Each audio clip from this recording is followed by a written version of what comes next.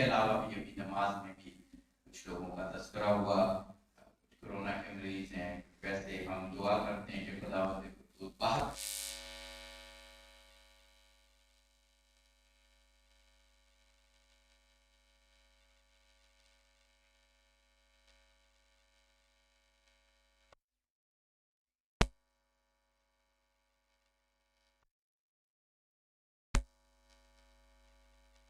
مغفرت کی دعا اور جو صحت کی دعائیں ہم نے یہ کی قبولیت کے لیے ایک مرتبہ پھر بآواز بلند سا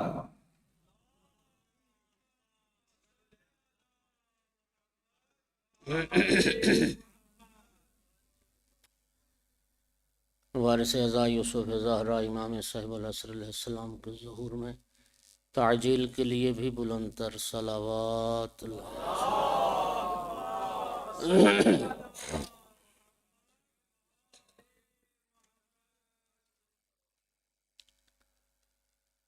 اعوذ باللہ من الشیطان اللعین الرجیم بسم اللہ الرحمن الرحیم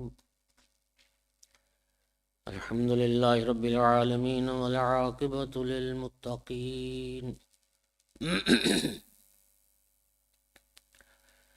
والجنة للمؤمنین والنار للمنافقین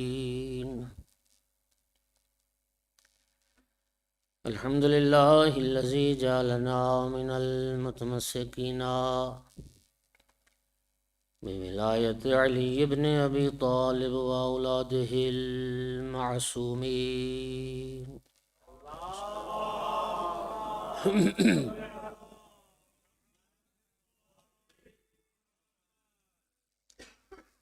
الحمد للہ الذی جعلنا من الباقین علی سید الشہداء واولادہ واصحابہ المظلومین الصلاۃ والسلام والتحیۃ والاکرام علی رسولہ الکریم شفیع المذنبین انیس الغریبین ورحمۃ للعالمین اعنی العبد المؤید الرسول المسدد المحمود الاحمد المصطفى الامجد ابا القاسم محمد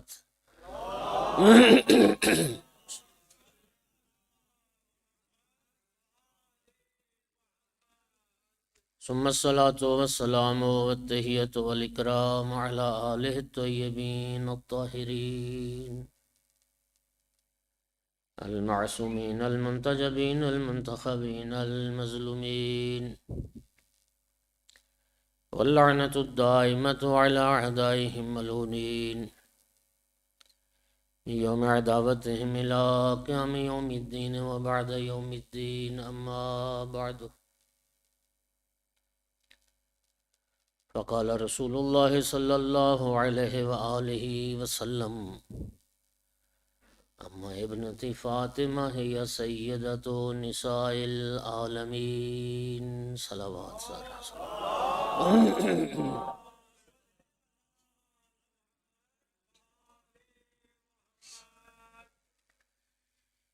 سامعین گرامی قدر، حاضرین مجلس،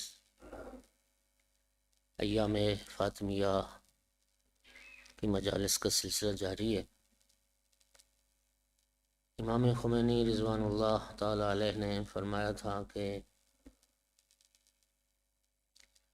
20 جمادی ثانی کا جو دن ہے سیدہ طاہرہ صلوات اللہ علیہ کی ولادت بسعادت کا، تو انہوں نے فرمایا تھا کہ یہ 20 جمادی ثانی مدر ڈے کے لیے، یوم مادر کے لیے، اس سے زیادہ مناسب کوئی دن سال میں نہیں ہے، چونکہ سیدہ طاہرہ صلوات اللہ علیہ کی ذات پوری دنیا کائنات میں واحد ہستی ہے جو کائنات عالم کی عورتوں کے لیے ایک اسوہ ہے اور بہترین نمونہ عمل ہے۔ بلکہ مجھے یاد ہے آیت اللہ فاطمی نیا نے اپنے خطاب میں فرمایا تھا کہ یہ کہنا کہ سیدہ طاہرہ صلوات اللہ علیہ کی ذات صرف دنیا کائنات کی عورتوں کے لیے بہترین اسوہ اور نمونہ ہیں، تو یہ جناب سیدہ طاہرہ کی شان میں کوتاہی ہے، یہ جسارت ہے۔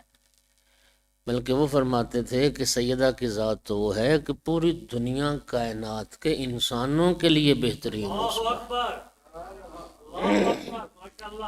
اور یہ گزشتہ مجالس میں کسی مجلس میں عرض کر چکا ہوں کہ امام صاحب العصر والزمان حجت دوراں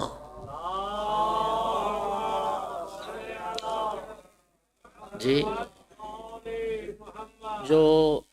جو خلاصہ ہیں پورے سلسلہ نبوت اور سلسلہ امامت کا، امام صاحب العصر جیسی ہستی نے یہ فرمایا کہ وَلِيَ فِي ابنت رسول اللہ اسوہ۔ امام صاحب العصر فرماتے ہیں کہ سیدہ طاہرہ بنت پیغمبر صلوات اللہ علیہ وہ میرے لیے بھی نمونہ عمل ہے، تو میرے لیے بھی ایک اسوہ کامل ہے۔ تو میرے بھائی، میرے دوستو، پوری کائنات کی عورتوں کے لیے، چونکہ رسول اللہ نے فرمایا میری بیٹی فاطمہ ہے جو کائنات کی عورتوں کی سردار ہے، اور صرف کائنات کی عورتوں کی نہیں، عالمین کی نہیں، سیدۃ نساء اہل الجنہ، فرمایا میری بیٹی فاطمہ سلام اللہ علیہا جنت کی عورتوں کی بھی سردار ہے۔ تو سامعین گرامی، یہ بات طے ہو گئی کہ اگر کوئی مستور دنیا اور آخرت کی صلاح و فلاح چاہتی ہے، اور اگر وہ چاہتی ہے کہ اس کی دنیا کی زندگی بھی کامیاب گزرے اور آخرت میں بھی رب اسے کامیابی عطا کرے، تو پھر اس کی کامیابی کی جو ضمانت ہے وہ سیدہ طاہرہ صلوات اللہ علیہ کی سیرت، جناب سیدہ کی پیروی، جناب سیدہ کی اطاعت، سیدہ طاہرہ کی فرما برداری، سیدہ طاہرہ کی زندگی ایک بہترین نمونہ عمل ہے، اور یہ ایک کنیز زہرا صلوات اللہ علیہ کی دنیا اور آخرت کی کامیابی کی ضمانت ہے، سیدہ طاہرہ کی سیرت پر عمل کرنا۔ انشاءاللہ دنیا بھی کامیاب اور آخرت بھی کامیاب۔ سامعین گرامی قادر، میں نے عرض کیا اسلام واحد دین ہے، جتنی عزت عورت کو اس اسلام نے دی، دنیا میں کوئی مذہب دین ایسا نہیں ہے جس نے اتنی عزت عطا کی ہو۔ دنیا کے مذاہب میں نے عرض کیا عورتیں ان کی مقدس کتاب چھو نہیں سکتی، لیکن اسلام وہ دین ہے کہ جس میں اللہ رب العزت نے اس عظیم ترین آسمانی کتاب میں عورتوں کے نام کی پوری ایک سورت نازل کی جی، سورہ مبارکہ نساء، نکاح کے مسائل ہیں، طلاق کے مسائل ہیں، عورتوں کے مسائل ہیں، اور پھر صرف سورہ نساء میں نہیں، یہ تو پوری سورت ان کے نام کی ہے نا جی۔ باقی صورتوں میں بھی، مثلا سورہ مبارکہ نور، سورہ مبارکہ نور میں عورتوں کے متعلق بہت سارے احکامات خداوندی موجود ہیں، اور اسی لیے سرکار کی حدیث مبارک بھی ہے، ماں باپ کو سرکار نے جو تلقین فرمائی ہے وہ یہ ہے کہ اپنی بیٹیوں کو سورہ مبارکہ نور کی تعلیم دو۔ یعنی سورہ مبارکہ نور کی اب تعلیم کا معنی کیا ہے کہ یعنی سورہ نور پڑھنی سکھا دو؟ نہیں، سورہ نور کو ترجمے تفسیر کے ساتھ اپنی بیٹیوں کو پڑھاؤ، اس لیے کہ سورہ مبارکہ نور میں جی کائنات کی عورتوں کے لیے بہترین ہدایت کا سامان موجود ہے۔ تو سامعین گرامی، عورت کے جو چیز عزت و شرف کا باعث ہے، ایک اصول آپ یاد رکھیں کہ قرآن مجید میں احادیث محمد و آل محمد علیہ السلام میں انسانوں کی صلاح و فلاح کے لیے جتنے ارشادات، فرمودات، ہدایات موجود ہیں، کوئی ایک بات بھی ایسی نہیں جو انسان کی عزت میں کمی کا باعث بنے۔ ہر حکم خدا و رسول اور ہر حکم امام معصوم انسان کی عزت دنیا اور عزت آخرت کا سبب ہے۔ دنیا اور آخرت کی صلاح و فلاح کے لیے یہ دین ہے۔ تو اسی طرح سے اگر مستورات کے لیے قرآن نے کچھ خاص احکام بیان فرمائے تو وہ بھی عورت کی عزت میں کمی لانے کے لیے نہیں ہے، عورت کی عزت کو محفوظ کرنے اور اس کی عزت کو اور بڑھانے کے لیے ہے۔ بلکہ عزت میں کمی اس وقت آتی ہے جب قرآن اور محمد و آل محمد کی تعلیمات سے عورت انحراف کرتی ہے اور وہ پشت پھیرتی ہے، تب کمی آتی۔ تو سامعین گرامی، ایک اہم ترین موضوع جو اس زمانے میں بڑا حساس بھی ہے، اس پہ آج کوشش کر رہا ہوں بات کرنے کی، اور وہ ہے پردے کا موضوع۔ چونکہ احادیث میں یہ جو قرب قیامت کا زمانہ ہے، بعض احادیث میں زمانے کو شر الازمنہ کہا گیا، بدترین زمانہ۔ اور بدترین زمانہ کیوں کہا گیا؟ اس کی برائی یہ ہے کہ بہت سارے گناہ اس معاشرے میں آج ایسے ہیں کہ مسلمان، ایک مسلم معاشرے کی بات کر رہا ہوں، کہ مسلم معاشرہ جنہیں گناہ نہیں سمجھتا، یعنی گناہ اپنی اہمیت کھو چکے ہیں، ہم نے گناہ نہیں سمجھتے، اور وہ بے شمار۔ حرام خوری کو گناہ نہیں سمجھا جاتا، رزق حرام آج گناہ نہیں۔ لوگ واجب سمجھ کے رشوت کھا رہے ہیں مسلمان، جی۔ ماں باپ کی نافرمانی اولاد گناہ نہیں سمجھتے، راگ و رنگ موسیقی لوگ گناہ نہیں سمجھتے، بے شمار ایسی باتیں۔ میں موضوع سے ہٹ کے نہ جاؤں، میں اپنے موضوع کی طرف۔ انہی گناہوں میں سے اس معاشرے میں، ایک مسلم معاشرے میں، جنہیں آج لوگ گناہ نہیں سمجھتے، وہ عورت کی بے پردگی، عورت کی بے حجابی، صرف بے حجابی نہیں بلکہ بد حجابی، جی ایسے ہے نا۔ امام جعفر صادق علیہ السلام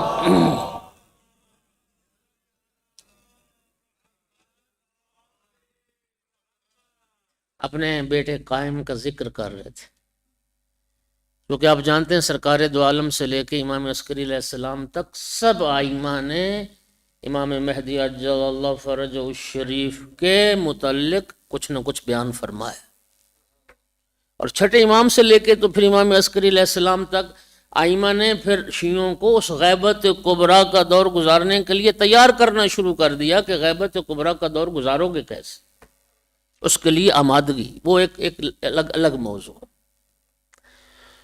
امام صادق علیہ السلام اپنے بیٹے قائم کا ذکر کر رہے تھے۔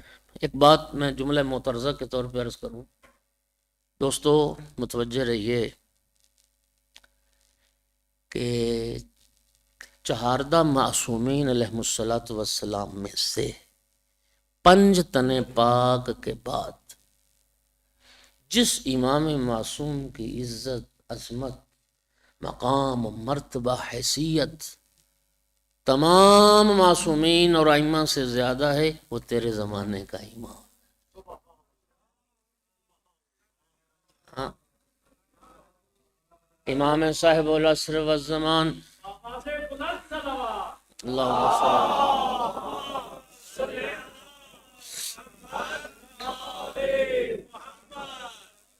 کا مقام و مرتبہ جو ہے صرف 5 تن پاک، ان ہستیوں کا مقام بلند ہے۔ 5 تن پاک کے بعد معصومین میں سب سے زیادہ مقام و مرتبہ، عزت و عظمت وہ امام صاحب العصر والزمان کی۔ آپ حیران ہو جائیں گے، امام رضا علیہ السلام جب قائم کا ذکر آتا تھا تو کھڑے ہو جاتے تھے۔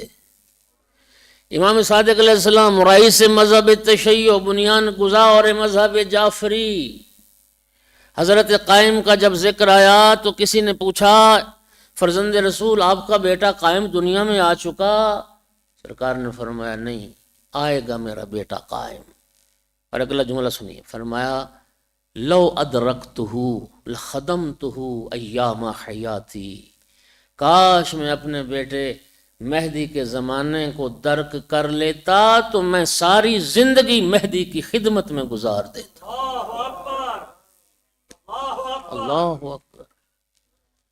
امام جعفر صادق علیہ السلام جیسی ہستی، رئیس مذہب تشیع، جس ہستی کی نوکری اور خدمت کو اپنے لیے شرف جانے، وہ تیرے زمانے کا امام، وہ امام جس کے ساتھ انشاءاللہ ہمارا حشر نشر۔ الحمدللہ رب العالمین۔ تو سرکار جب اپنے بیٹے قائم کا ذکر کر رہے تھے تو پھر لوگوں نے پوچھا یا ابن رسول اللہ، آپ کے بیٹے قائم کا ظہور کب ہوگا؟ تو پھر امام علیہ السلام نے کچھ نشانیاں بتائیں۔ یہ باب علائم جو ہے، علائم الظہور، یہ ایک وسیع باب ہے۔ کچھ حتمی علامات ہیں، کچھ غیر حتمی علامات ہیں، جی سینکڑوں کی تعداد میں ائمہ نے بتائی ہیں نشانیاں۔ ان میں امام صادق علیہ السلام نے ایک علامت یہ بتائی کہ جس زمانے میں تم دیکھو کہ عورتوں نے لباس پہنا ہوا ہے اور بدن پھر بھی ننگا ہے، تو پھر وہ زمانہ ہمارے قائم کے ظہور کا قریب ترین زمانہ ہے۔ جی وہ قریبی زمانہ۔ اب راوی کی سمجھ میں، سائل کی سمجھ میں یہ بات نہ آئی کہ فرزند رسول یہ کیا آپ نے فرمایا کہ عورتوں نے لباس بھی پہنا ہوگا بدن پھر بھی ننگا ہوگا؟ یعنی اس زمانے میں تو ایسے لباس نہیں تھے، اور آج آپ دیکھ رہے ہیں، جی آج آپ دیکھ رہے ہیں کہ بدن نما لباس، بدن نما لباس، اس لباس کے نیچے پھر بدن کو چھپانے کے لیے لباس پہننے پڑتے ہیں۔ اور یاد رکھیے، مجھے جہاں تک میں محسوس کر رہا ہوں کہ سب سے قیمتی اور سب سے مہنگے لباس ہیں ہی وہی جن سے عورتوں کا اندر سے بدن نظر آتا ہے۔ وہ جو بدن نما لباس ہیں وہ ان کے سب سے قیمتی لباس، اور جتنے مختصر لباس ہیں وہ سب سے قیمتی لباس۔ کدھر جا رہے ہیں مغرب کی تقلید میں؟ کدھر جا رہی ہیں ہماری بہنیں بیٹیاں؟ سامعین گرامی، ایک مومنہ عورت، ایک مسلمان عورت کی زندگی میں حجاب واجبات میں سے ہے، اور حجاب ہی اس کی قدر و قیمت کا اندازہ لگاتا ہے کہ حجاب بے حجاب، ایک بے حجاب اور بد حجاب عورت کی حیثیت ایک جانور سے زیادہ کچھ نہیں۔ عورت، مستور، یہ دونوں عربی کے لفظ۔ عربی میں عورت جانتے ہیں کسے کہتے ہیں؟ عورت جس کا چھپانا واجب ہو۔ عورت کہتے ہی اس کو ہیں جس کا چھپانا واجب ہو۔ مرد کے لیے نماز میں ستر عورتین، مرد کے لیے 2 عورتوں کا چھپانا واجب ہے۔ مرد کے لیے نماز میں 2 عورتین کا چھپانا واجب ہے، لیکن شریعت کہتی عورت جو ہے مستور جو ہے اس کا سارا بدن عورت ہے، اس کا سارے کا چھپانا واجب۔ یہ ہاتھ کلائی سے یہاں تک اور چہرہ، صرف یہ اس کو نماز میں ننگا رکھنے کی اجازت ہے، اس کا باقی سارا بدن عورت ہے اور سارے کا چھپانا واجب ہے۔ توجہ چاہ رہا ہوں میں آپ حضرات کا۔ اور دوسرا لفظ مستور استعمال ہوتا ہے تو مستور بھی اسی کہتے ہیں جو پردے میں ہو، جو شے پردے کے اندر ہو اسے مستور کہتے ہیں۔ اور یہ پردہ انسانی زندگی کا ایک اہم جز ہے۔ اور دوستو یاد رکھیے، یہ جو پردہ ہے نا، ہر انسان دنیا میں کسی نہ کسی جہت سے پردے کا قائل ہے، ایسا نہیں ہے۔ پردہ مرد کے لیے بھی ضروری ہے اور مرد کے لیے پردہ ضروری نہ ہوتا تو سارے مرد برہنہ گھومتے نظر آتے ہیں؟ نہیں، پردہ مرد کے لیے بھی ہے، لیکن حیثیت جہت فرق کرتی ہے، اور ہر بندہ کسی نہ کسی جہت سے پردے کا قائل ہے، حتیٰ جو پردے کے مخالف ہیں، جو حجاب اور پردے کو عورت کی زندگی میں، اس کی آزادی میں رکاوٹ سمجھتے ہیں، وہ بھی کسی نہ کسی صورت میں پردے کے قائل ہیں۔ ہاں جی، بہت عرصہ ہوا میں جھنگ میں تھا، جب تدریس کرتا تھا تو ایک ہمارے دوست تھے، تو کافی دن نظر نہ آئے۔ میں نے کہا ابھی کہاں ہوتے ہیں؟ کہنے لگا جی میں نے نا ایک دکان کھول لی ہے۔ میں نے کہا کس چیز کی دکان؟ کہا جی پردوں کی دکان۔ میں نے کہا واہ، بے پردگی کے دور میں پردے بیچتے ہو؟ تو کہنے لگے ہم وہ پردے بیچتے ہیں جو پردے کے مخالف ہیں، ان کے گھروں میں بھی وہ پردے ہیں۔ ہاں جی، ہم وہ پردے بیچتے ہیں جو عورت کے لیے نہیں، جو گھر کے در و دیوار پہ لٹکائے جاتے ہیں۔ اور اب تو گھروں میں سسٹم یہ ہے کہ دوہرے پردے، یہ آ گیا نا، اب گھروں کے لیے، در و دیوار کے لیے، ہاں جی، دوہرے پردے۔ عجیب بات ہے، مرد کے حسابات پردے میں، اس کے راز پردے میں، اس کی دولت پردے میں، اس کے اسرار پردے میں، اور جس کو پردے میں ہونا چاہیے وہی بے پردہ۔ ہاں، جس کو پردے میں ہونا چاہیے وہی بے پردہ، بیوی بے پردہ، بہن بے پردہ، بیٹی بے پردہ، ناموس بے پردہ۔ اللہ اکبر، کدھر جا رہے ہیں؟ اور ایک بات اور بھی یاد رہے، یہ ساری کائنات کا نظام اسی پردہ داری کی وجہ سے چل رہا ہے۔ اگر اس ستار العیوب نے ہماری پردہ پوشی نہ فرمائی ہوتی، اس ستار العیوب نے ہماری عیوب پہ اگر پردہ نہ ڈالا ہوتا، وہ ہمارے عیوب سے اگر پردہ ہٹا دے، مولا امیر المومنین فرماتے ہیں وہ رب اگر تمہارے عیوب سے پردہ ہٹا دے تو کوئی کسی کو دفن بھی نہ کرے۔ ہاں، اگر ہمارے حقائق دنیا کے سامنے آ جائیں تو مولا علی فرماتے ہیں کہ کوئی کسی کو دفن بھی نہ کرتا۔ یہ سب اس کی پردہ داری ہے، اس ستار العیوب نے پردے ڈال رکھے ہیں جس کی وجہ سے یہ کائنات کا نظام چل رہا ہے۔ اور معاشرے میں بہت سارے جو فساد کا اور گناہ کا جو سبب چیز بن رہی ہے وہ یہ وہی بے پردگی بن رہی ہے، وہ یہی بے پردگی، بے حجابی بہت سارے معاشرے میں گناہ کا سبب بن رہی ہے۔ پردے کی اقسام ہیں، قرآن کہتا ہے سب سے جو پہلی قسم ہے نا پردے کی، وہ مرد پر بھی واجب ہے، عورت پر بھی واجب ہے، اور وہ کیا ہے؟ نظر کا پردہ۔ نظر کا پردہ یہ مرد عورت دونوں پہ واجب ہے۔ اللہ رب العزت قرآن مقدس میں فرماتا ہے قُل لِّلْمُؤْمِنِينَ يَغُضُّوا مِنْ أَبْصَارِهِمْ وَيَحْفَظُوا فُرُوجَهُمْ۔ اے محبوب، مومن مردوں سے کہہ دو کہ وہ اپنی نظریں جھکا کے رکھ، آنکھیں بند رکھ، غیر محرم کی طرف مت دیکھیں، غیر محرم سے اپنی آنکھوں کو بند رکھیں، وَيَحْفَظُوا فُرُوجَهُمْ، اور اپنی شرم گاہوں کی حفاظت کریں۔ یہ مرد، مومن مرد کے لیے بھی اس طرح واجب، اور مومن عورت کے لیے بھی اس طرح واجب۔ دوسری آیت میں فرماتا ہے وَقُلْ لِلْمُؤْمِنَاتِ يَغْضُضْنَ مِنْ أَبْصَارِهِنَّ وَيَحْفَظْنَ فُرُوجَهُنَّ، اور محبوب مومن عورتوں سے بھی کہہ دو کہ وہ بھی اپنی نگاہیں جھکا کے رکھ، وہ بھی اپنی آنکھیں بند رکھ، اور وہ بھی اپنی شرمگاہوں کی حفاظت فرمائے۔ سامعین گرامی، رسول اللہ صلی اللہ علیہ وآلہ وسلم نے ارشاد فرمایا،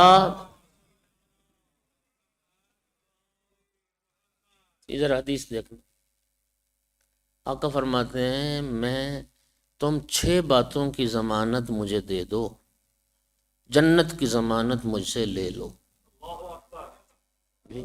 6 باتوں کی تم ضمانت دے دو، جنت کی ضمانت مجھ سے لے لو۔ جب بولو گے سچ بولو گے، پہلی بات۔ دوسری بات، جو وعدہ کرو گے اس کو پورا کرو گے۔ تیسری بات، امانت میں خیانت نہیں کرو گے۔ چوتھی بات، اپنی نظروں کو جھکا کے رکھو گے، غیر محرم کی طرف تمہاری آنکھ نہ اٹھنے پائے۔ اگلی بات، رزق حلال کھاؤ گے۔ اور چھٹی چیز، اپنی شرمگاہوں کی حفاظت کرو گے۔ یہ 6 باتیں ان کی ضمانت دے دو، میں تمہیں جنت لکھ دیتا۔ ان میں ایک، یہ نگاہ کی حفاظت، یہ پہلے پردے کی پہلی قسم۔ النظرۃ سہم مسموم من سہام ابلیس، رسول اللہ صلی اللہ علیہ وآلہ وسلم فرماتے ہیں یہ جو نظر ہے، نگاہ ہے، یہ شیطان کے زہریلے تیروں میں سے ایک تیر ہے۔ ایک مرد کو شریعت اجازت نہیں دیتی کسی غیر محرم عورت کی طرف نگاہ کرے، اور ایک مومنہ عورت کو بھی شریعت اجازت نہیں دیتی کسی غیر محرم مرد کی طرف نگاہ کرے۔ سیدہ طاہرہ صلوات اللہ علیہا کی سیرت میں سرکار دو عالم نے صحابہ کرام کی محفل میں یہ سوال کیا تھا، ای شیء خیر للمرأة، ایک عورت کے لیے سب سے اچھی چیز کیا ہے؟ گھبرا تو نہیں رہے اس موضوع سے؟ اللہم صل علی۔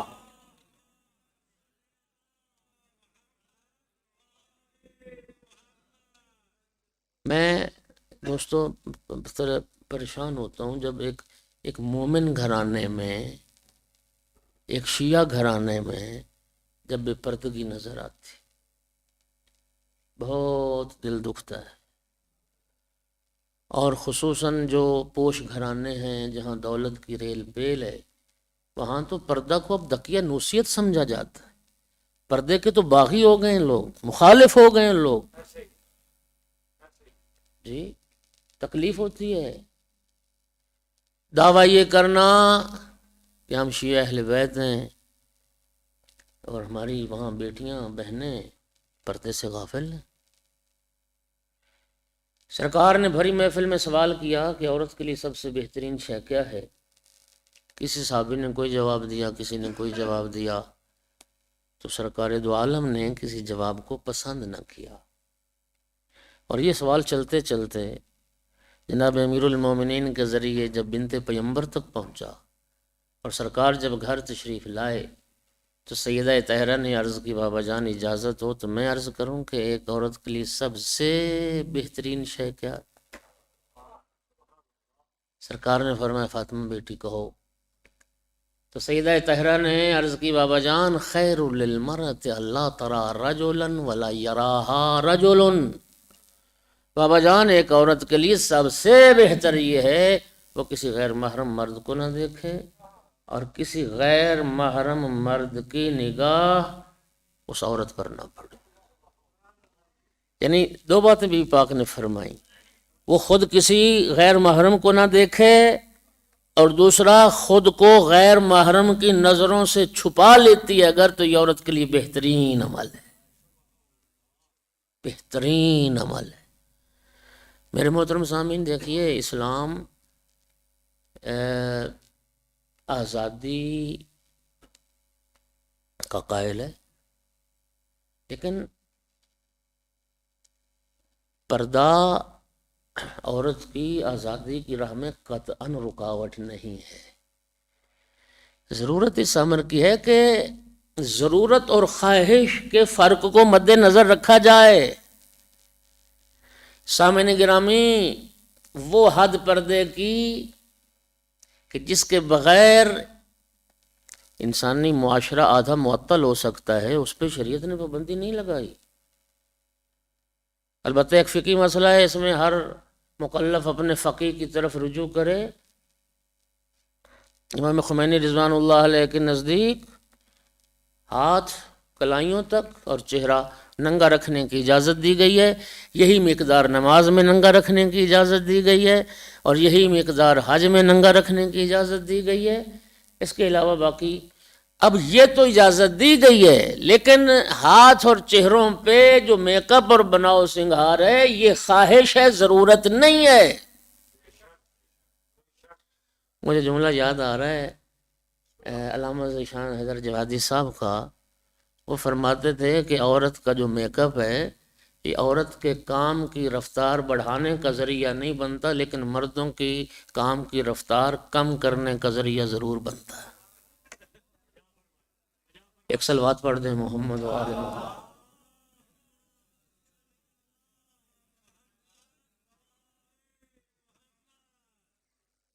شریعت اس کی اجازت نہیں دیتی، اور میری مائیں بہنوں تک اگر آواز جا رہی ہے اور چونکہ لائیو چل رہی ہے مجلس اور کہیں دیکھ رہی ہیں تو سننے میں شرعی ذمہ داری سے عرض کر رہا ہوں، ایک خاتون کے لیے اپنے شوہر کے علاوہ کسی بھی دوسرے مرد کے لیے میک اپ کرنا، بناؤ سنگھار کرنا، خوشبو لگانا، نئے کپڑے پہننا حرام ہے۔ صرف میک اپ کر سکتی ہے، زینت کر سکتی ہے تو صرف اپنے شوہر کے لیے کر سکتی ہے، کسی دوسرے کے لیے بناؤ سنگھار مطلقاً حرام ہے۔ ہمارے ہاں تو معاملہ ہی الٹ ہو گیا، ہاں عورتیں سنور رہی ہیں جی، مہمان آ رہے ہیں جی، میرا کزن آ رہا ہے، میرے ماموں کا بیٹا، میرے تایا کا بیٹا، جو حرام ہے، جو محرم نہیں ہیں۔ عورت صرف محرم کے لیے وہ زینت کر سکتی ہے۔ اب محرم جانتے ہیں، باپ ہے، بھائی ہے، بیٹا ہے، اولاد ہے، شوہر ہے، ان کے لیے اجازت ہے، لیکن غیر محرم کے لیے بننا سنورنا جائز ہی نہیں ہے، حرام ہے۔ ناراض نہ ہو جائیے گا، اللہ ہمیں دین پر عمل کی توفیق عطا کرے۔ یہ بیماری ہے نا، معاشرہ بیمار ہے ہمارا معاشرہ، تو اس بیماری کا تو کرنا چاہیے نا جی۔ ہاں کورونا کی وجہ سے سارے ماسک لگا کے بیٹھے ہو، ہاں جی ایس او پیز کا خیال رکھتے ہو، سینیٹائزر ہیں، فلاں ہیں فلاں ہیں، تو میرا بھائی یہ کورونا سے بھی بڑی بیماری ہے۔ کورونا صرف جان لے گا نا، جان، اور خدا کی قسم یہ بے پردگی والی بیماری یہ انسان کو جہنم پہنچا سکتی ہے۔ یہ ہمارا خاتمہ بالایمان نہیں ہونے دے گی جی۔ مولا امیر المومنین علیہ السلام کا جملہ موجود ہے، فرماتے ہیں نبہتو یا اہل العراق ان نساءکم یدعفین الرجال، مجھے خبر دی گئی ہے، مجھ تک یہ بات پہنچی ہے عراقیوں، اے عراق والوں، تمہاری عورتیں جب بازاروں میں چلتی ہیں تو ان کے کندھے مردوں سے چھوتے ہیں۔ فرمایا تمہاری غیرت کدھر چلی گئی عراقیوں؟ اللہ کی لعنت ہوتی اس مرد پر جس میں غیرت نہیں ہوتی جی، اللہ کی لعنت اس مرد پر جو بے غیرت ہے۔ حیا لا دین لہو لمن لا حیا لہو، رسول اللہ فرماتے ہیں جس میں حیا نہیں ہے اس میں دین نہیں، جو بے حیا ہے وہ بے دین ہے۔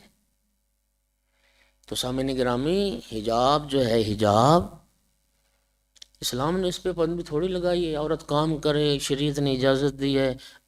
البتہ شریعت کی اجازت سے مراد یہ ہے کہ بیوی شوہر کی اجازت سے کام بھی کر سکتے، شریعت نے کوئی پابندی نہیں لگائی جی۔ شوہر اگر اجازت دے، اور شوہر کی اجازت کے بغیر تو اس کے گھر سے نکلنا بھی فعل حرام ہے۔ ایک حدیث میں رسول اللہ نے فرمایا جو عورت بن ٹھان کے گھر سے نکلتی ہے خوشبو لگا کے، گھر واپس آنے تک ملائکہ رحمت اس پہ لعنت کرتے رہتے۔ بڑا حساس معاملہ ہے، اللہ آپ کو جزائے خیر عطا فرمائے۔ اور دیکھیے شریعت میں، دین اسلام میں عورت کے اس حیا کے، عورت کے اس ناموس کی حفاظت کے لیے شریعت میں احکام بدل گئے ہیں مرد عورت کے لیے۔ آپ جانتے ہیں کہ عورت کا کفن مرد کے کفن سے زیادہ ہوتا ہے، ایسا ہے یا نہیں؟ ہاں، ایک حدیث میں جملہ آتا ہے کہ چند مقامات ایسے جہاں پہ ملائکہ ہنستے، ملائکہ ہنستے، ان میں ایک مقام پتہ ہے کون سا ہے؟ جب عورت کا جنازہ پڑا ہوتا ہے نا، اور دور کے عزیز و اقارب جب پہنچتے ہیں لیٹ، تو پھر اس وقت اعلان کرتے ہیں جی لوگ ادھر ادھر ہو جائیں جی، اب وہ گھر والے منہ دیکھنا چاہتے ہیں، آخری دیدار کرنا چاہتے ہیں۔ ملائکہ ہنستے ہیں، ملائکہ ہنستے ہیں کہ جو زمانہ تھا جب یہ زندہ تھی، جب اس نے سر اور چہرے کو چھپانا تھا، جس نے بدن کو چھپانا تھا، اس وقت تو اس نے کوئی نہ چھپایا چہرہ، آج لوگوں کو دور کر رہے ہیں۔ اب لوگوں کو دور کر رہے ہیں کہ جی دیکھنا لوگوں نے منہ دیکھا، اس کا مکنا زیادہ ہوتا ہے، اس کا سینہ بند زیادہ ہوتا ہے، اس کا کفن زیادہ ہوتا ہے۔ احکام شریعت میں تبدیلی ہے۔ مرد کے لیے مستحب ہے ہر نماز سے پہلے بلند آواز سے اذان و اقامت، عورت کے لیے نہیں ہے۔ مرد کے لیے 3 نمازیں ہیں جن میں بلند آواز سے قرات کرنا واجب ہے، لیکن عورت کے لیے نہیں ہے۔ مرد کو شریعت حکم دیتی ہے نماز میں کھڑا ہو تو پاؤں میں ذرا فاصلہ رکھے، عورت ملا کے رکھے۔ شریعت کہتی ہے مرد رکوع میں جائے تو ہاتھ اپنے گھٹنوں پر رکھے، عورت کے لیے شریعت کہتی ہے کہ رنوں پر رکھے۔ سجدے میں مرد جائے تو بازو پھیلا کے رکھے، ہاتھ زمین پر، عورت کے لیے ہے کہ بدن کے ساتھ ملا کے رکھے۔ یہ کیوں ہے؟ یہ احکام کس لیے ہیں؟ اس عورت کی جو حجاب ہے، اس کا جو پردہ ہے، اس کی اہمیت کے پیش نظر شریعت کہتی عورت کی آواز بھی عورت ہے، اس کی آواز بھی نہ پہنچے کسی غیر محرم تک۔ اور میں متوجہ کر رہا ہوں اور متنبہ کر رہا ہوں، آپ کردار ادا کریں آپ لوگ۔ اور آج معاشرے میں بعض جگہ پر خود ان گناہگار کانوں میں یہ میں سن چکا ہوں، کیا زمانہ آ گیا کہ عورت مجلس پڑھ رہی ہے، سپیکر لگائے ہوئے، بازار تک آوازیں جا رہی، انا للہ و انا الیہ راجعون۔ ہاں، یہ مجلس اس بی بی کی پڑھی جا رہی ہے جو ساری زندگی واقعہ کربلا کے بعد پردے کو روتی رہی۔ ہاں، مصائب ان کا پڑھا جا رہا ہے اور آوازیں جا رہی ہیں کہاں تک۔ ایسا انتظام کرو کہ لوگوں، مردوں کے کانوں تک، بازاروں میں کیا آوازیں جائیں ہماری۔ ایسا ایک سسٹم ہو، اگر ضرورت ہے، فرق اور مستورات کا مجمع زیادہ ہے تو کوئی ایسی بند جگہ کا انتخاب کیا جائے کہ صرف مستورات تک آواز جائے، باہر مردوں تک تو آواز نہ جائے۔ احکام شریعت میں تبدیلی، عورت کا احرام کیا ہوتا ہے اور مرد کا کیا ہوتا ہے۔ اور اچھا، اگلی بات آپ ذرا سنیں، دلچسپ، حج اور عمرہ کے جو ارکان ہیں ان میں ایک رکن ہے سعی، سعی بین الصفا والمروہ، ہے نا۔ اچھا، یہ سعی، یہ عمل تھا کس کا؟ جناب حاجرہ سلام اللہ علیہ، ایسے ہی نا۔ یہ سنت ایک مستور کی تھی، یہ سعی۔ آپ جو حج عمرہ کر چکے ہیں وہ جانتے ہیں کہ اس مسعی میں تھوڑا سا ایک فاصلہ ہے، وہ گرین لائٹیں انہوں نے لگائی ہوئی ہیں، جہاں حاجی کے لیے، عمرہ کرنے والے کے لیے حکم ہے کہ وہ تیز چلے، ہرولہ کرے، دوڑتے ہوئے چلے، تیز چلے، لیکن مرد کے لیے، عورت کے لیے نہیں۔ اچھا، آپ حیران ہوں گے، اور یہ سوال ہمیشہ ہر سال جاتے تھے نا تو حاجی یہ سوال کرتے تھے، اور حاجیوں کے ذہن میں یہ سوال آتا تھا کہ یہ کیا ہوا کہ سنت ایک مستور کی ہے کہ بی بی حاجرہ دوڑی تھی یہاں پہ، اور آپ کہتے ہیں کہ اب عورت نہ دوڑے اور مرد دوڑے۔ اس سنت پہ جو ایک مستور کی سنت ہے، مرد عمل کرے عورت عمل نہ کرے، تو یہ کس لیے؟ فقہا فرماتے ہیں جب حاجرہ دوڑی تھی تو کوئی دیکھنے والا نہیں تھا۔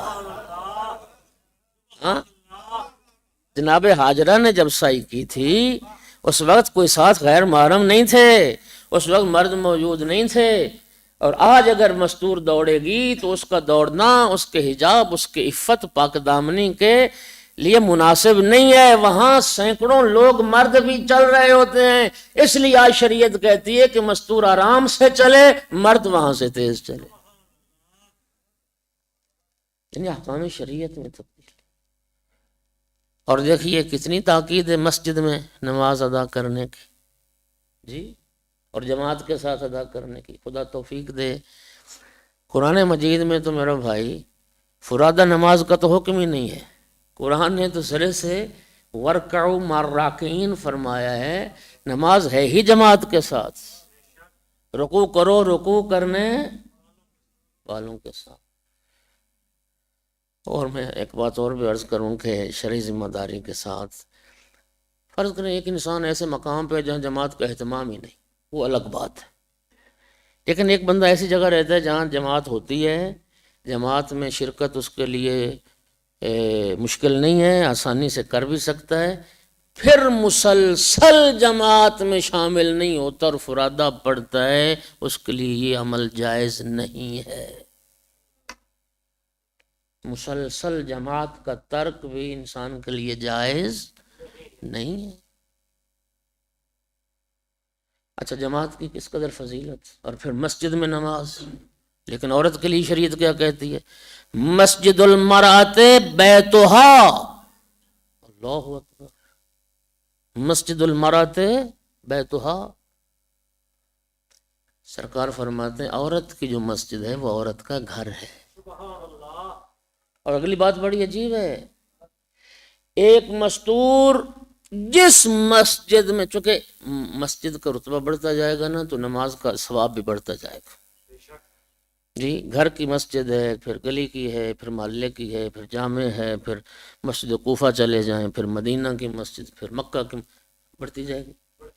رسول اللہ فرماتے ہیں جو عورت جس مسجد میں جا کے نماز ادا کر سکتی ہے مسجد میں نہیں جاتی، گھر میں نماز پڑھتی ہے، رب ثواب اسی مسجد والی نماز کا عطا فرمائے. تو گھر ادا کرے نا. اور عجیب ہے، ذرا سنیے، مسجد سے بہتر افضل اس کا گھر ہے. صحن میں پڑے، صحن سے افضل اندر والا برآمدہ، برآمدے سے بھی افضل اندر والے کمرے میں جو آخری کمرہ ہے اس میں اس کی نماز سب سے افضل. اور اس مقام پر بھی توجہ، جب بارگاہ رب العزت میں حاضر ہے اور اس کا پردہ ٹھیک نہیں ہے، اس کے بال نظر آ رہے ہیں، یوں کلائی سے اوپر بدن ننگا ہے جی، ٹخنوں سے اوپر فرض کریں کپڑا ہے، تو نماز نہیں، باطل ہے نماز.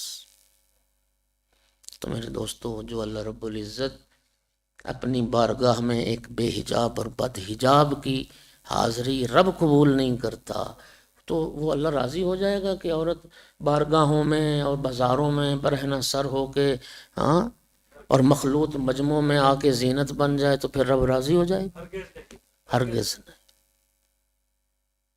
اور یاد رکھیے، بیٹی کی بے پردگی کہ باپ کی بے حیائی اور بے غیرتی ہے.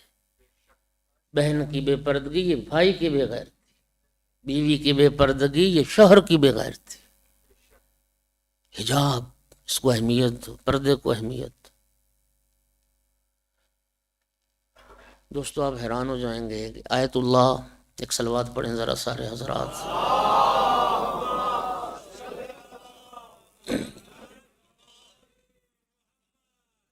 آیت اللہ عراقی نے ذکر کیا کہ آیت اللہ برجردی کے پاس ایک تہرانی آیا بندہ، اور اس نے آ کے کہا کہ آقا میں نے خواب دیکھا ہے، میں اس خواب کی تعبیر آپ سے پوچھنا چاہتا ہوں.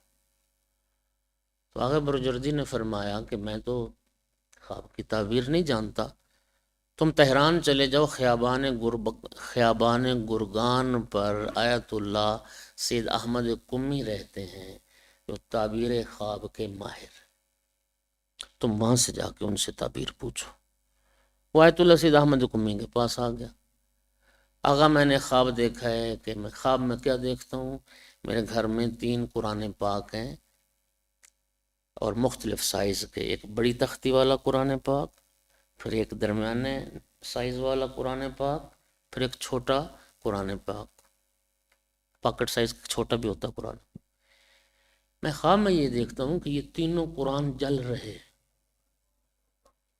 ان قرآنوں کو آگ لگی ہوئی، اور میں پھر کوشش کرتا ہوں کہ آگ بجھاؤں، لیکن بڑا اور درمیانے سائز والا جو قرآن پاک تھا وہ مکمل جل گیا، میں ان کو بچا نہ پایا۔ لیکن وہ جو چھوٹا نسخہ تھا قرآن پاک کا، اس کا غلاف جل گیا، لیکن باقی قرآن کو میں نے جلنے سے بچا لیا۔ اور میں یہ خواب دیکھ کے پریشان ہوں کہ اب میں کیا کروں۔ آیت اللہ سید احمد قمی نے فرمایا، اس خواب کی تعبیر یہ ہے، تیرے گھر میں 3 بیٹیاں ہیں، تیری بڑی اور درمیانی بیٹی وہ نیم برہنہ ہو کے، برہنہ سر ہو کے وہ جاتی ہیں کالج یونیورسٹی میں، بازاروں میں، یہ وہ 2 قرآن ہیں جو مکمل جل گئے۔ اور تیری جو سب سے چھوٹی بیٹی تھی وہ بھی جانا چاہتی تھی، تو نے اس کو روک دیا، باہر جانے سے، یونیورسٹی جانے سے تو نے اس کو روک دیا۔ فرمایا یہ وہ قرآن ہے جو تو نے جلنے سے بچا لیا۔ اب بتا، میں نے ٹھیک کہا؟ رونے لگ گیا۔ آپ نے بالکل ٹھیک فرمایا، او خدا را اپنے قرآن جلنے سے بچا لو، اپنے قرآن جلنے سے بچا۔ سیدہ طاہرہ صلوات اللہ علیہا کی سیرت مبارکہ، کس قدر پردے کا اہتمام تھا، کس قدر پردے کا، حیران ہو جاؤ گے۔ عبداللہ ابن ام مکتوم رسول اللہ کا نابینا صحابی تھا، سرکار دو عالم کے ساتھ۔ سرکار جب سیدہ طاہرہ کے دروازے پہ آئے تو کل باب کیا، جناب سید نے بڑھ کے دروازہ کھولا، بابا تشریف لائیے۔ سرکار نے امتحاناً فرمایا، فاطمہ بیٹی میرے ساتھ ابن ام مکتوم بھی آ رہا ہے، نابینا تھا۔ بی بی پاک عرض کرتی، بابا جان پہلے مجھے حجرے میں جانے دیں، پھر آپ گھر میں تشریف لائیں۔ سرکار نے فرمایا، فاطمہ بیٹی وہ تو نابینا ہے۔ عرض کی، بابا وہ نابینا ہے، میں تو نابینا نہیں۔ کس قدر پردہ عزیز تھا۔ سیدہ طاہرہ کی جب شادی ہوئی، شادی کے اگلے دن رسول اللہ تشریف لائے۔ سرکار نے مولا میر جناب سیدہ سلام اللہ علیہما ان دونوں کو سامنے بٹھا کے تقسیم کار فرمائی۔ میں لفظوں کا ذمہ دار ہوں۔ فرمایا، یا علی، گھر کی 4 دیواری کے جو باہر کے کام ہیں وہ تمہارے ذمہ، اور لخت جگر سے فرمایا، فاطمہ بیٹی گھر کی 4 دیواری کے جو اندر کے کام ہیں وہ آپ کرو گی۔ اب سیدہ کے جملے سننا، کائنات قربان کرتا۔ بی بی پاک فرماتی، جب میرے بابا نے گھر کی 4 دیواری کے اندر کے کام میرے ذمہ لگائے اور گھر سے باہر کا کوئی کام میرے ذمہ نہیں لگایا، تو اس سے مجھے اتنی خوشی ہوئی، اتنی خوشی ہوئی۔ یہ جملہ بی بی پاک کا فرماتی، میری اس خوشی کو میرا خدا جانتا ہے کہ مجھے اس بات سے کتنی تسکین ہوئی۔ میرا اللہ شکر ہے تیرا کہ میرے بابا نے گھر سے باہر کا کوئی کام میرے ذمہ نہیں لگایا، میرے بابا نے گھر کے اندر کے کام میرے ذمہ لگائے۔ یہ ہے سیرت سید۔ اور سامعین گرامی، دامن وقت میں گنجائش نہیں رہی، کس قدر بی بی کو احساس تھا۔ شہادت سے چند دن پہلے اسما سے فرمایا، اسما ایک غم ہے جو مجھے کھائے جاتا ہے، ایک فکر ہے جو مجھے کھائے جاتی۔ بنت پیغمبر فرمائیے کیا غم ہے؟ فرمایا، اسما یہ عربوں میں جو جنازہ اٹھانے کا طریقہ ہے وہ یہی ہے کہ میت کو چارپائی پہ ڈالتے ہیں، لٹاتے ہیں، پھر ایک چادر میت کے اوپر ڈال دیتے ہیں اور پھر جنازہ اٹھتا ہے۔ اس چادر سے میت کے قد و قامت کا اندازہ ہو جاتا ہے، اور میت کے جسمانیت کا بھی اندازہ ہو جاتا ہے۔ لیکن اسما مجھے یہ غم کھایا جاتا ہے، میں نہیں چاہتی میرے مرنے کے بعد میں نہیں چاہتی میرے مرنے کے بعد کوئی میرے جسم و جسمانیت یا میرے قد و قامت سے بھی واقف ہو۔ عزادارو اگر عبادت کر سکو تو عبادت کر لینا۔ رونے کا جملہ یہ ہے، سیدہ فرماتی اسما تو جانتی ہے میرے بدن کا گوشت ختم ہو گیا ہے، اسما تو جانتی ہے میں ہڈیوں کا ڈھانچہ رہ گئی،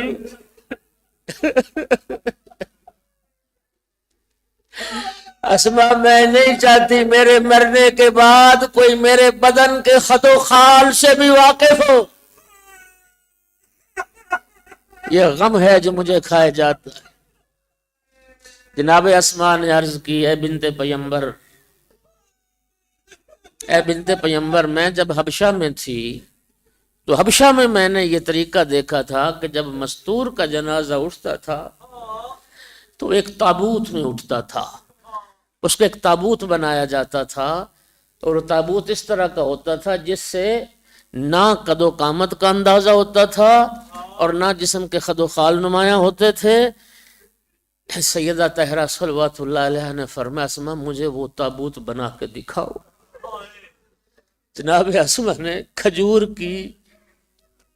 کی 4 تر شاخیں منگوائیں اور ان شاخوں کو 4 پائی کے پاؤں سے باندھا، پھر اوپر سے 2 شاخوں کے سرے ملا دیے، ایک محراب سا بن گیا، دونوں طرف سے محراب بن گئے، اس کے اوپر ایک لمبی چادر ڈال کے تابوت کا نمونہ بنا دی۔ عزاداروں میں لفظوں کا ذمہ دار سننا جی، سیدہ طاہرہ کو بابا کی رحلت سے لے کے بی بی پاک کی اپنی شہادت تک کسی نے بی بی کو مسکراتے نہیں دیکھا۔ خدا جانتا یہ پہلا موقع آیا بطول کے چہرے پہ مسکراہٹ آئی اور فرمایا اسما اب مجھے اطمینان ہے، میرا جنازہ بھی ایسے ہی تابوت میں اٹھانا، اب مجھے اطمینان ہے کوئی میرے جسم کے خد و خال اور میری جسامت اور میرے قد و قامت سے واقف نہیں ہو۔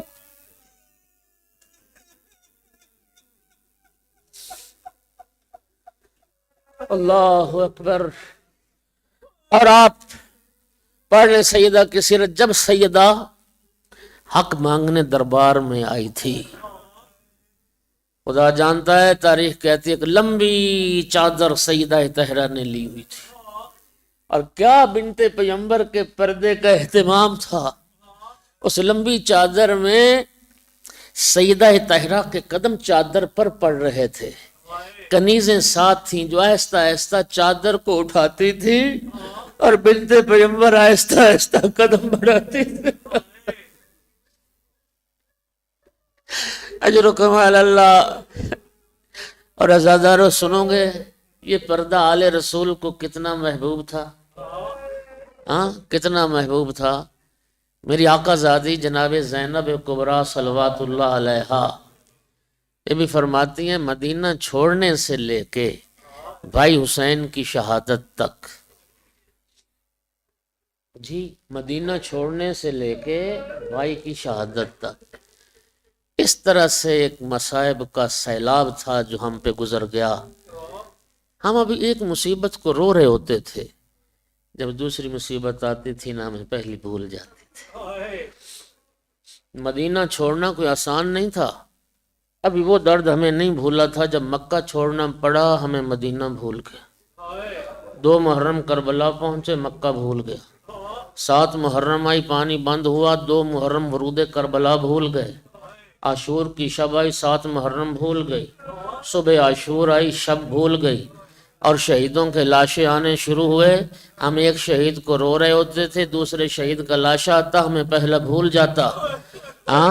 علی اکبر کا لاشا آیا، قاسم کا آیا تو علی اکبر بھول گیا، علی اصغر کا آیا تو قاسم بھول گیا۔ توجہ عزادارو سنو گے، عزادارو جناب عباس کو ہم رو رہے تھے، مظلوم کربلا جب الا قد ذبح الحسین بکربلا کی آواز گونجی عباس بھول گیا۔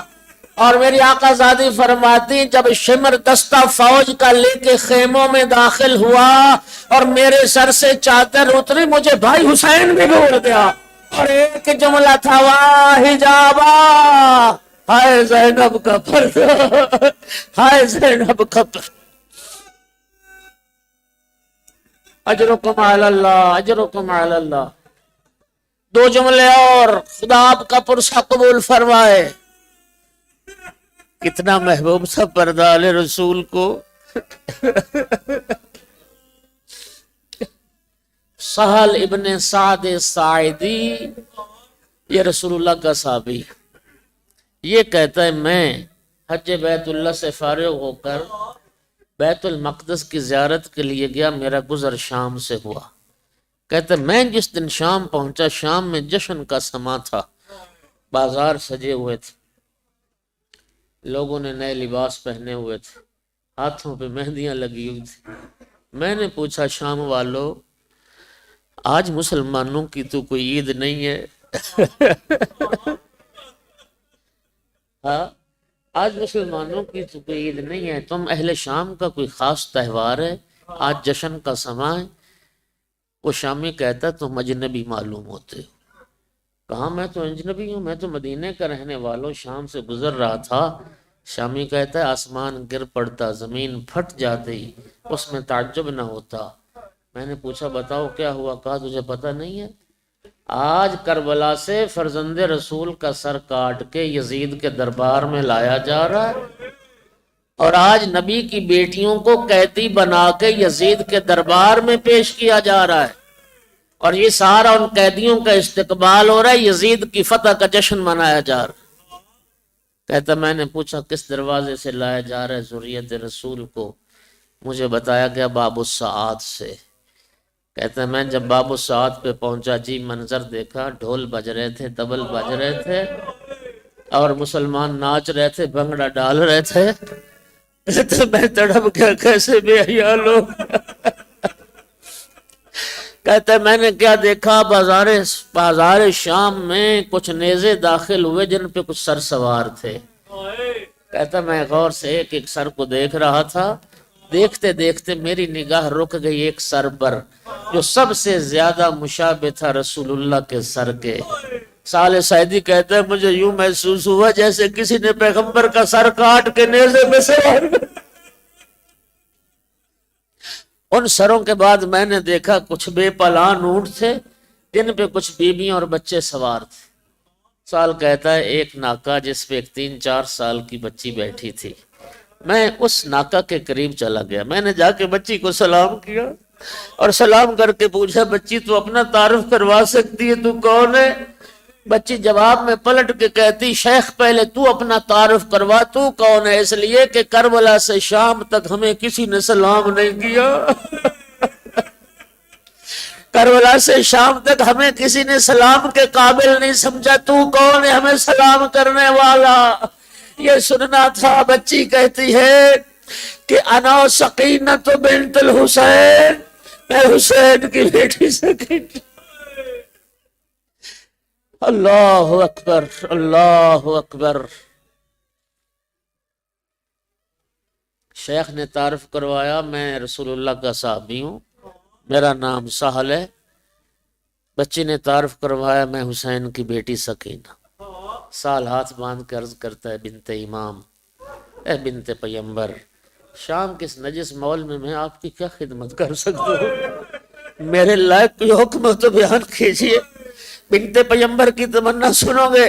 میری آقا زید نے فرمایا میرے نانا کا صحابی اگر ہم پر احسان کر سکتا ہے تو اتنا احسان کر دے، شمر سے جا کے کہہ دے سروں کو آگے آگے لے کے چلے، شام والے سروں کا تماشا دیکھیں، رسول زادیوں کا تماشا نہ دیکھیں۔ ہمارے سروں پہ چادریں نہیں ہیں، نبی زادیاں برہنہ سر ہیں، شام والے ہمارا تماشا دیکھیں۔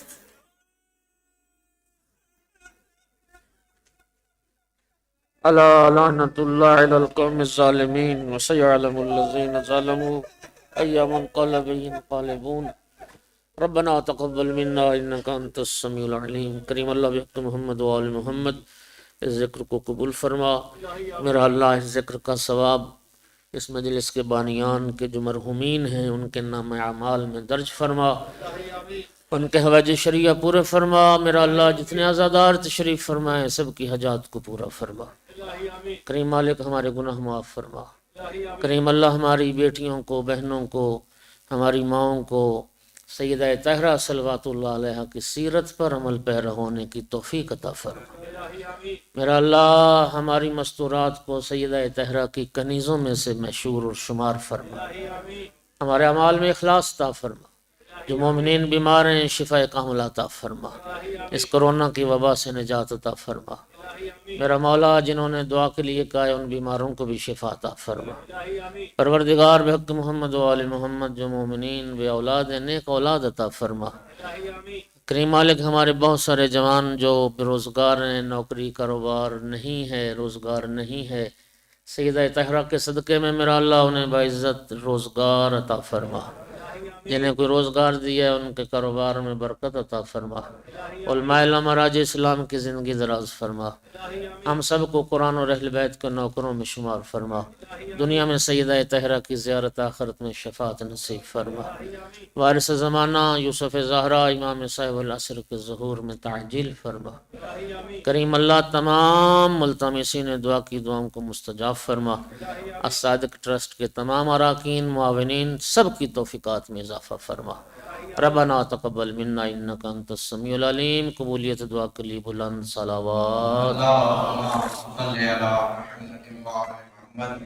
مومنین گرامی کل بھی جناب مولانا سید افلاط حسین شیرازی صاحب ٹھیک 6:30 بجے نومبر